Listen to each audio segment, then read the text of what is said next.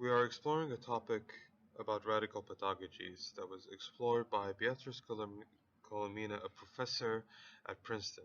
She is an architectural historian and also an explorer and questioner of architecture and modern institutions of representation, especially in the realms of digital media, media publication, film, and TV.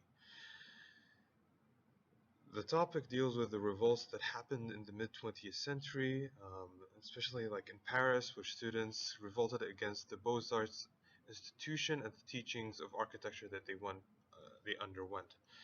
And students also in Milan started to kind of challenge the core of architecture, the discipline itself, and how they were taught and why were they taught what they taught. So the discipline itself started to be questioned, and then the ground of architecture started to change.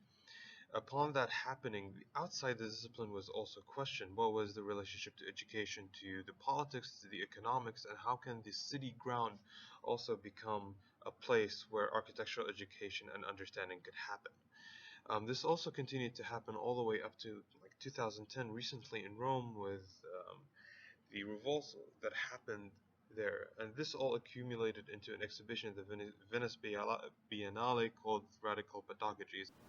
So, in the first place, I would like to know how was architecture taught in your school? I studied in Iowa State University. It was a public university in the state of Iowa. And so we had some professors along the way that were eventually kicked out of the university that introduced radical studios, which not a lot of other teachers accepted, but the students did, which harbored, the creation of a lot of student journals and a lot of student critique magazines that kind of questioned what was going on in the school. So my experience in architecture school went from something that is completely regularized to something that the students were trying to initiate to question what was being taught. So that was it for my school, but what about your school? For me, it was a 5-year program, again undergrad in Colombia, but basically it was a very conservative school that remained under the tripartite principle of Firmitas, Utilitas, and Venustas.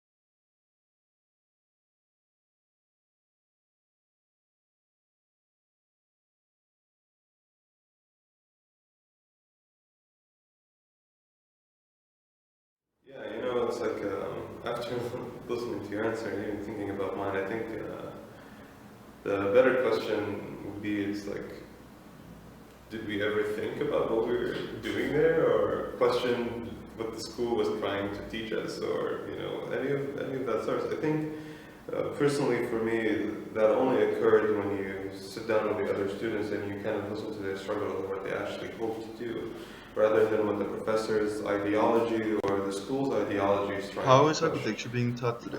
I think at a certain point, How are we receiving our the school education? kind of went into this mass deterioration. How are when it schools comes to its studios, preparing students for the theory future? courses and whatnot. Well, in a Kind of way, that's forced the what radical change pedagogy of a was lot of trying to do. professors, a lot of professors Trying to left, recap but different the types students, or different started events to create the system that change the that course they would in vote which for which professor architecture teaches is being at school. taught. And we started slowly Because to architecture gain is control of forged who by teaches us contexts, and what is being taught. by people. And that by was history. interesting because the very nature of So we have to what we forget were doing about there started designing to with a white sheet of completely paper, change. a ruler, So, in a and a way, pencil. the students started to take control How can over a the whole text institution. make us Basically instigate changing the that way much as on the ways that a subject is schools being work. taught? Yeah, A subject as I think it architecture. all started with a student-funded journal. I became part of it in the last 2 years of my education, but the magazine itself was there for 6 years. It took them 6 years to gain a voice. But the way they did it is they started asking students questions to submit papers, to submit projects, and what they have done with the project. Why is it important that they would have done what they would have done with the project? And the students started to gain a voice, especially since what we started to do is drop all of these journals at the professors so they can read them. You know, we never really sold it or anything. It was all free. It was just an open source journal, and it was fantastic because I think at a certain point our dean started to realize that the students' direction was completely different than the professors. And I think that's what Harvard firing professors, bringing new professors, and us voting for them. The opposite for us.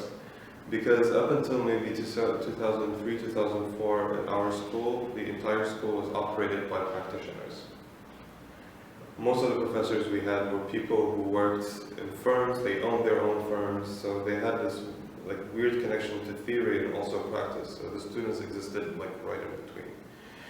But most of these firms, for some odd reason, they either dismantled or they moved office or whatever, so the school lost all of its practitioners, and from like a practice and theory-based school became purely a theory-based school.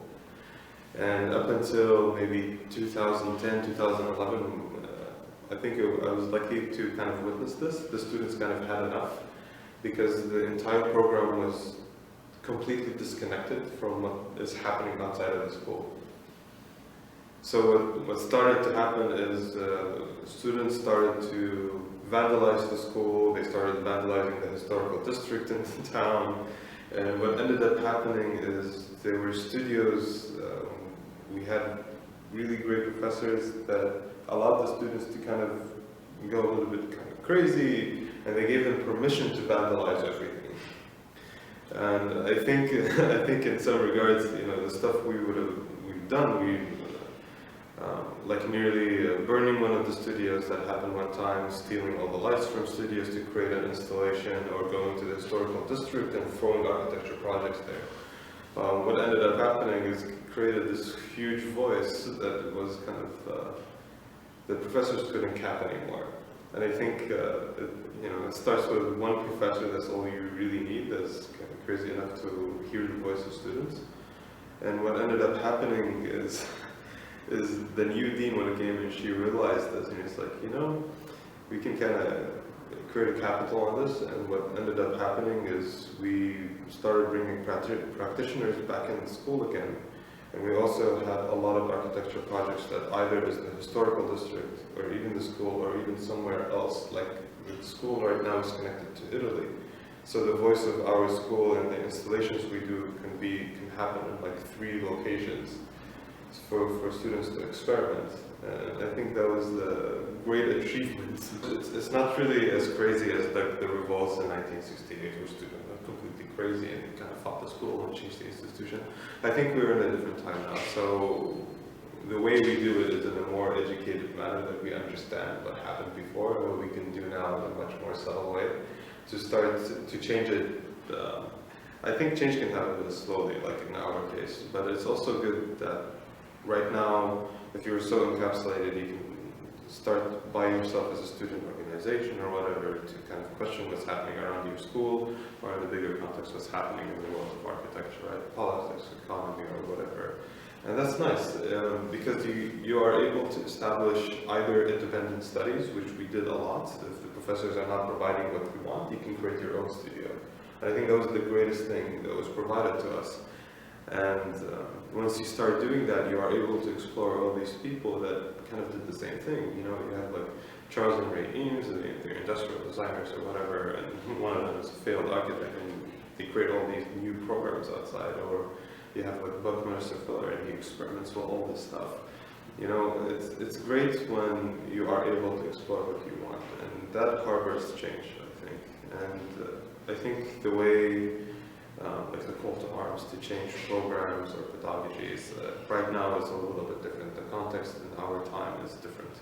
So the way we are able to do it is by really asserting our voice in a different manner, either by journals or by, since we have like a bigger social media network right now, we can also do that by exhibitions and whatnot. We can change a lot of things.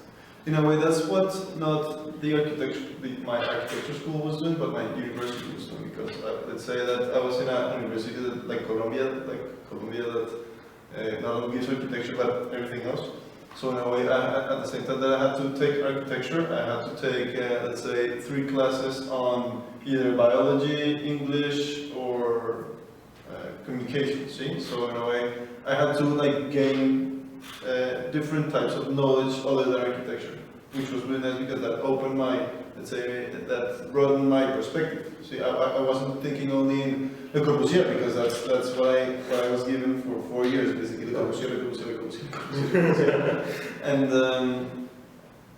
in a way, what you're saying is right, that we are no longer obliged to take a ruler and a pencil, but we have to keep our eyes open and be open to context, say, social context, which is basically what in the beginning my university was doing. So at the end, what I was doing wasn't that wrong because I was looking at context and to see how architecture should respond to it in a very, let's say, strict and